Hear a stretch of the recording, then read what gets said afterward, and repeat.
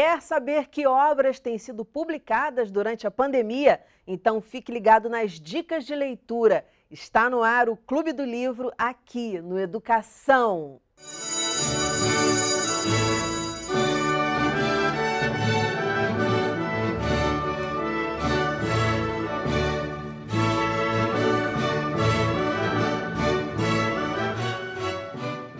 Minhas convidadas são a escritora doutora em Literatura e Cultura Contemporânea, Karine Aragão, a gerente de projetos do Instituto Península, Lia Glass, e a escritora e empresária Renata Fernandes. Muito bem-vindas ao programa. Vou começar com a Karine. Karine, eu queria que você mostrasse aí, você está com a capa do seu livro para mostrar. Karine já esteve aqui no programa falando sobre a questão do suicídio e agora está com um livro com uma proposta um pouco diferente. Qual é a proposta, Karine? A proposta foi fazer um livro de ensaios, de textos reflexivos, para a gente poder pensar um pouquinho sobre a nossa perda de habilidade de dialogar. Então, eu constato, né, esse sintoma contemporâneo, que a gente não dialoga mais, que a gente não se conecta mais ao outro. Fala um pouquinho sobre a cultura do cancelamento, que é muitas vezes a concretização dessa nossa inabilidade de dialogar. Propõe algumas reflexões sobre isso e na segunda parte do livro eu coloco algumas saídas para a gente. Como que a gente pode sair desse quadro de uma cultura bélica? O nome do livro é justamente esse nosso jeito bélico de viver. Então vamos por partes aí. Primeiro você fala da falta de diálogo. Então a gente está vendo um mundo de monólogos, é isso? As pessoas só querem falar? Perfeito. Uma das observações que eu faço é justamente que a gente tem perdido a nossa habilidade de escuta, porque o diálogo pressupõe a fala e a escuta. Mas a gente está vivendo tempos em que nós queremos falar muito e escutar pouco, principalmente quem discorda da gente. Renata e Lia percebem isso também? Vocês percebem que as pessoas estão querendo falar muito e escutar pouco? Como é que vocês estão vendo esse fenômeno aí que a Karine está apontando para a gente? Demais, porque até pelas redes sociais eu acho que acaba estimulando isso, né? As pessoas acabam ficando meio narcisistas e acham que só existem elas, né? E quando você vai para o real, as pessoas esquecem que aquilo ali tem que ser uma relação, né? Existe ali uma troca. Então você fala, você ouve, você reflete sobre o que foi dito, você fala alguma coisa, e a gente está perdendo sim. Eu acho que é um tema muito bacana da gente trazer, principalmente, eu acho, para essa geração, assim, mais jovem, sabe? Porque eles são muito egocêntricos, eles acham que só existem eles e eles. E vocês acham que tem a ver, você acha, Lia, que tem a ver com a rede social, isso? Ou, sei lá, é da gente, é do sistema econômico, é o quê? Eu acho que tem uma questão que está atrelada às redes sociais, né? Até de trazer um pedaço da vida ali de um jeito público, mas ao mesmo tempo que pressupõe pintar em cores fortes questões que ou são muito extremas para o positivo ou muito extremas para o negativo, né?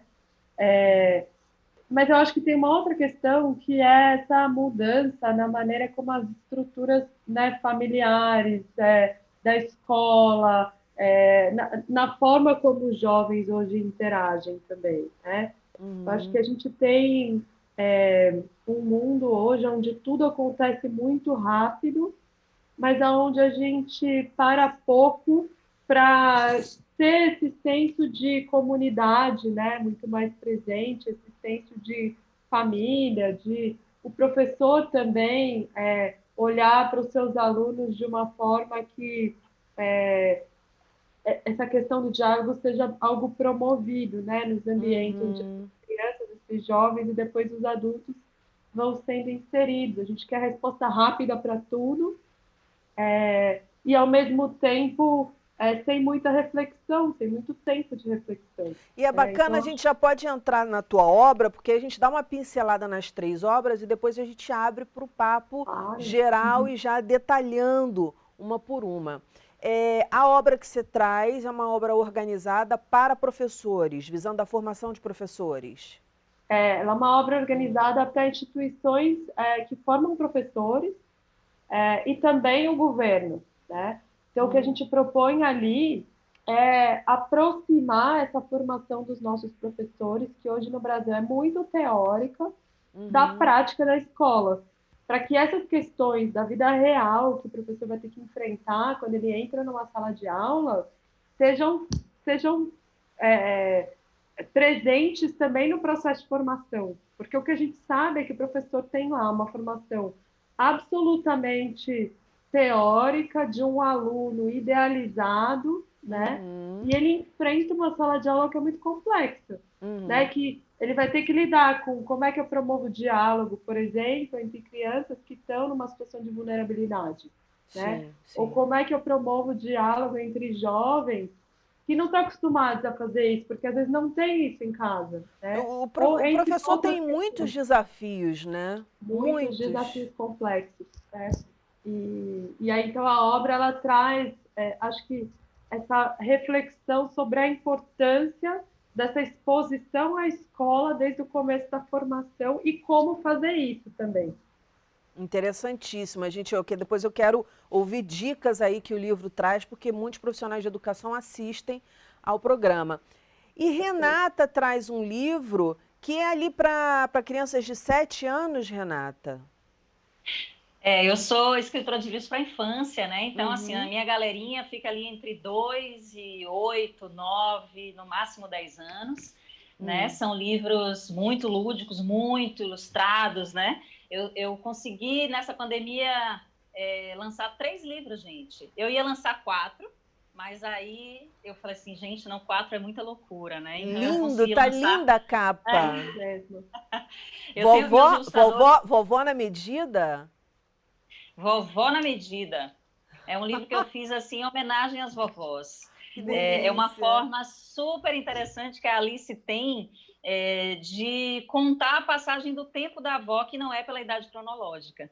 Então, assim, é meio que uma homenagem que eu faço para as vovós, que eu acho que elas são muito, muito próximas dos netos e próximas da literatura para os netos, né? Eu acho que elas trazem isso muito legal. E As Coisas que Moram nas Coisas, que é uma história que veio impulsionada por uma criança. Eu estava brincando com eles nas escolas, eu estava ouvindo a Lia falar aí essa coisa da escola, né, dos professores e da interação. Eu gosto muito de ir nas escolas apresentar os meus livros para as crianças, pessoalmente, né? Então, eu levo sempre uma dinâmica criativa para fazer com eles. E eu estava com um livro, que era esse aqui, O Lobo, que quase virou bolo. Ele brinca um pouquinho com a troca de letra, né? Então, ele queria transformar a anta em nata, o gato em gota, o galo em lago. E aí eu levei uma brincadeira para fazer com eles de trocar todas as letras de uma palavra para transformar em outra. E aí era uma palavra cebola, que se você trocar todas as letras, ela vira cabelo. E aí o menino falou assim, olha que interessante, né? Eles adoram, né? Eu sempre levo um desafio para eles. E aí o menino falou assim, tia Rê, dentro de cebola tem bola. Aí eu falei, caramba, será que dentro das coisas moram outras coisas? E aí surgiu esse livro. Que barato, que muito legal. Eu gosto disso, assim, eu gosto de trazer essa coisa que eles me dão assim na hora, sabe? Porque eu acho que isso é conversar com a criança, né? É você entender ali qual é o universo dela, onde você alcança, né? E elas se sentem super, nossa. O que eu acho interessante aqui no Clube do Livro é que sempre tem essa liga. Olha que o programa está no ar desde 2015. O Clube do Livro deve ter chegado em 2016, foi um pouquinho depois, que ele é uma vertente do Educação. E sempre tem essa liga, assim, sempre uma obra dialoga com a outra, mesmo que a gente não combine. O pessoal de casa já sabe, a gente não combina, não fala, traz tal livro você, não. Os convidados estão absolutamente livres para trazer a obra que eles quiserem. E sempre tem esse negócio, porque, de certa forma, quer dizer, a Renata traz um livro que que surge de um diálogo, né, de uma troca dela com o aluno. A Lia traz um livro que fala, olha, a gente tem que conversar, a gente está falando com os professores que buscar o diálogo é importante. No momento em que a Karine traz um livro falando que, olha, o diálogo não está rolando na sociedade, que está rolando são apenas os monólogos, são as formas de fala, de discurso que estão sendo mais usadas na nossa sociedade.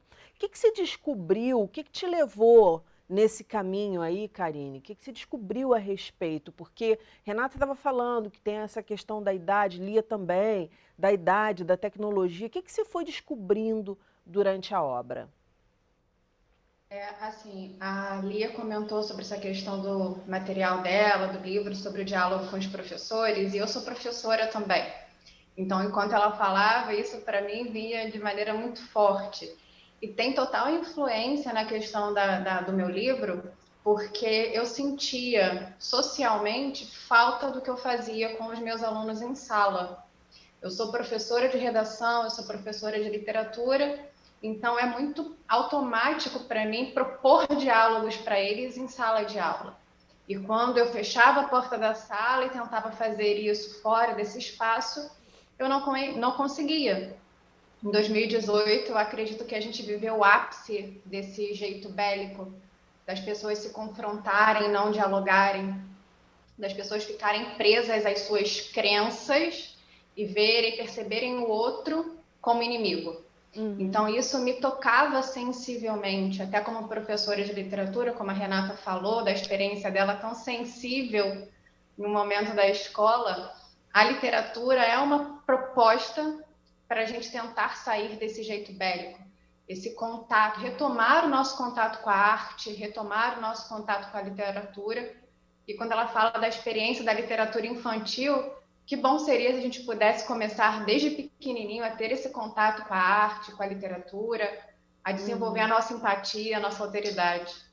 Exatamente, eu venho estudando isso, estou fazendo mestrado em educação, e aí a gente vai para um passeio pela história, quando a gente está pesquisando, enfim, retomando algumas reflexões, e vendo assim que talvez, isso tudo que você está me falando me inspira o seguinte, essa instabilidade que a gente sente do mundo, né? Porque a gente começou lá com os mitos, para poder colocar ordem no que não dava para ter ordem, porque a natureza é imprevisível e a gente está sujeito a ela mesmo, entendeu? A vida.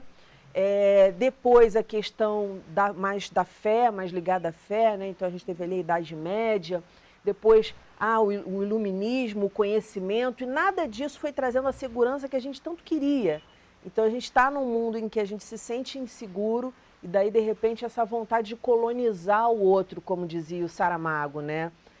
De fazer com que o outro pense como você, porque isso te dá uma certa segurança, não sei. Posso estar viajando, gente, mas assim, é o que me bate. Nessa releitura que eu estou tendo agora de alguns autores, que são Bauman, Adorno, e aí eu venho estudando essa galera, o Paulo Freire. Quer dizer, eu acho que pode ter um pouquinho a ver. O que vocês acham? Essa questão do bélico, você tem que pensar exatamente do jeito que eu penso. Eu acho que é uma grande bobagem, né? A gente pensar que pensar igual é a melhor forma de viver. Porque a diversidade do pensamento é que traz justamente a beleza do ser humano, né? É onde a gente consegue perceber que muitos pontos de vista são interessantes. Então, coisas que você diz assim, poxa, eu não tinha pensado por esse lado. E isso a gente consegue muito com a leitura, né, gente? É por isso que a gente bate tanto nisso com as crianças. Vamos ler, porque você precisa conhecer outros pontos de vista para poder até concretizar o seu, né? Você diz assim, não, o que realmente conversa comigo é isso. E, gente, isso muda o tempo inteiro. O mundo está em mutação o tempo todo. Por que nós não estaríamos? Né? Por que a gente tem que ter uma verdade absoluta? Não existe, eu acho uma bobagem. Reduzir muito a vida, né? Você reduz a vida a um ponto de vista, meu Deus do céu. Quantos bilhões somos? Então... Quando você falou aí no início, inclusive, na própria natureza, né? A natureza está sempre se renovando, ela está sempre trazendo alguma coisa, ela está sempre nos surpreendendo. E que delícia que a gente consegue se surpreender com as coisas, né? Porque se a gente soubesse tudo o que vai acontecer, seria... Chato demais. Seria horroroso. Tedioso, com certeza. E que coisas tem dentro das coisas, Renata? Aproveitando que você está aí falando, conta um pouquinho o livro. A Gabriela é uma menina assim super curiosa, né? Que ela começa a perceber assim que dentro das coisas podem morar outras coisas. E aí ela começa a fazer uma viagem dentro de casa, gente, dentro de casa mesmo, assim. Aí quando ela chega na sala, ela vê o sapato do pai. E aí o que ela acha dentro do sapato? Ela acha um sapo e ela acha um pato. Logo de cara, né? Olha lá, o sapo e o pato lá. Tá vendo? Legal, Quietinhos legal. ali. Muito legal. Você E faz aí uma ela vai brincadeira com fazendo. as palavras, né? Que ótimo para Isso. alfabetização, para esse momento de alfabetização. Isso, e aí ela vai, ela fala, ai, que legal, será que então dentro da sacola da minha mãe tem alguma coisa? Aí ela vai para dentro da sacola com a nave dela, e aí ela já acha um saco, um casal, uma cola, e aí ela vai viajando pela casa e fala, ai meu Deus, será que na minha fruta preferida eu encontro alguma coisa? Na melancia. Vocês sabiam que tem um cinema dentro da melancia? Pois é, você consegue escrever Porque você está cinema. imaginando que as sementes são cadeiras, eu já imaginei isso, as sementes Não, cadeiras. não, com as letras. As letras Cinema. da melancia. As letras da melancia, você escreve Menina! cinema. Aham. Olha, eu já viajando para melancia mesmo, imaginando as cadeiras, a pessoa como viaja, né, cara? Impressionante. Mas a ideia é essa, Uma que a cabeça de criança viaje escritora, é mesmo, isso. É. né? Eu acho que tem que deixar aberto mesmo, assim, a criança pode perceber essa coisa das letras e das palavras, como ela pode também viajar em outra coisa, dizer, não, na melancia mora, como você falou aí, os carocinhos que parecem não sei o que e tal, é muito legal. E aí ela faz essa viagem dentro de casa, e ela descobre que deitando no beliche, ela viaja para o Chile, né, porque tem Chile dentro de beliche. E aí, quando ela pensa que ela não tem mais nada para descobrir, ela faz a maior descoberta de todas. Qual? Que dentro dela nunca faltou alegria, porque dá para escrever alegria com Gabriela. Só tira, acho que o B. Que delícia, maravilhoso, maravilhoso. Então, assim, é uma forma de você brincar com as palavras e ainda trazer, assim, essa coisa, o que tem dentro de você que é só seu, sabe? Eu acho que essa coisa do de dentro para fora, que eu acho que a gente precisa muito, né? A gente está muito no externo, né? Exato. A gente só, essa coisa do que vem, e o que a gente tem para oferecer? Que é o que a gente tem de verdade, né? Dentro da gente, a nossa essência. Que a selfie não mostra, né? Exatamente. É um pouco do socioemocional ali do livro, né? Eu gosto muito de trabalhar com socioemocional. A Karine, que é professora, sabe disso, né? Essa coisa do socioemocional com as crianças, acho que é interessante, sem ser aquela coisa muito óbvia e nem impositiva, e nem assim para dar lição de moral em ninguém, sabe? Eu acho que é na sutileza. É porque como né? nasceu, né? Nasceu de um diálogo, então acho que algo que nasce com essa proposta, né? Com essa base no diálogo, não tem muito também como ser, como você falou, uma forçação de barra ali, de querer impor o que pensa e tal. E aí, nesse sentido, eu queria falar com a Lia, porque as 3 obras foram lançadas nesse momento de pandemia. Então, a gente sabe que os professores, Lia, passam por um momento de mais desafio ainda, que é essa questão de fazer uma educação à distância que não foi programada para ser à distância, que era presencial. Com certeza. Então, quais foram os principais desafios que vocês encontraram aí na organização do livro? Acho que o livro em si, ele estava sendo organizado antes, né? A gente tratando dessa questão de como é que o professor, a partir do que acontece na vida real da escola, vai refletir do aspecto teórico também, e unir uma coisa com a outra. Mas eu acho que até fazendo um gancho com o que a Renata está trazendo, né, da obra, olha que legal esse jeito da gente levar a literatura e trabalhar isso em alfabetização, criatividade, ações emocionais, entre outras coisas.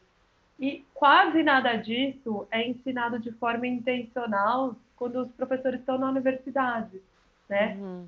Intencional, quando eu digo, não é que a gente não aprende o conteúdo em si na universidade, mas essa sutileza de que a gente não precisa encaixotar as crianças, né, num currículo que tem que ser dado de um determinado jeito para colocar as crianças todas numa mesma média, para colocar, né, e que corre tanto que a gente perde as crianças no meio desse caminho, né? Perde a oportunidade de trabalhar a criatividade, de fazer com que a aula eventualmente seja muito mais leve, que elas aprendam brincando, né? Que elas leiam muito mais.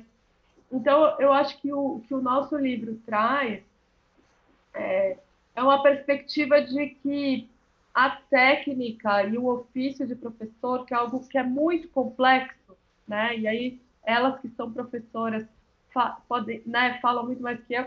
Isso precisa estar presente no desenvolvimento profissional desde o dia 1. Não dá para um professor sair da universidade, de repente ele aterriza numa escola e ele não sabe o que ele faz, que é o que acontece no Brasil, né? E aí a gente entrega para a Secretaria de Educação, para a escola, enfim, uma enorme responsabilidade, que é de colocar alguém despreparado dentro da sala de aula, que vai fazer o seu melhor. E o que a gente encontrou na pandemia, nesse momento, a gente tem feito um processo de escuta nacional, com mais de 10 mil professores, em várias ondas de pesquisa desde março, é que os professores, primeiro, não estavam familiarizados com esse ensino remoto, então quase 90% dizia, nunca fiz isso, né? Estou completamente desassistido nesse processo. Nunca tinham trabalhado com tecnologia, né? Se for com criança da educação infantil, muito menos. Então, eles retratavam o pedido de treinamento para fazer isso, um desejo de aprender, que estava associado ali para uma busca ativa de informação, mas também uma preocupação muito grande com seus alunos que não têm acesso à conectividade, que não têm acesso à infraestrutura, que têm níveis de desigualdade muito grandes. Então, o professor se viu nesse cenário aqui, que eu acho que reforça um pouco do que a gente trouxe no livro, que é do professor ser treinado para ser técnica, né? Para que na hora que ele tem que usar o seu poder de decisão discricionário, ele saiba fazer, né? E o que eu acho que a pandemia traz é essa nossa necessidade hoje de ter esses professores com um repertório suficiente para, na hora que ele entra numa sala de aula, a gente não tem 10 anos de experiência para poder ter essa segurança de como é que atua com os alunos, né? Sim, sim. Porque que delícia que ia ser se a gente pudesse aproveitar de tudo isso que a Renata está trazendo, né? Mas isso requer experiência. Exato. E olha, eu sou professora e eu passei por experiências, assim, porque a gente ainda tem curso normal, né? Então é um segundo grau técnico, aí você sai, eu saí com 17 anos de idade, com 16 anos para 17 ou 17 recém-feitos, e fui me deparar para uma sala de aula para lidar com crianças com uma realidade completamente diferente da minha, que tinham pensamentos completamente... e que me falavam coisas que... teve coisas que eu ouvi em sala de aula que eu só consegui digerir uma década depois, sabe? De entender o que aquela criança estava querendo me dizer com a frase dela. Então, assim, realmente são situações de violência, são situações de vulnerabilidade muito grandes e que o professor tem que estar preparado, mas é igual pai e mãe, né? Tem que estar preparado a hora que o neném nasce, mas está preparado? Não está, eu acho que ninguém está. Então, é uma busca humana. E essas profissões são legais porque elas têm como escritor também, a gente está sempre buscando, né, o humano, sempre buscando o humano, e a gente não vai ter resposta mesmo, mas não é por causa disso que a gente vai parar de buscar.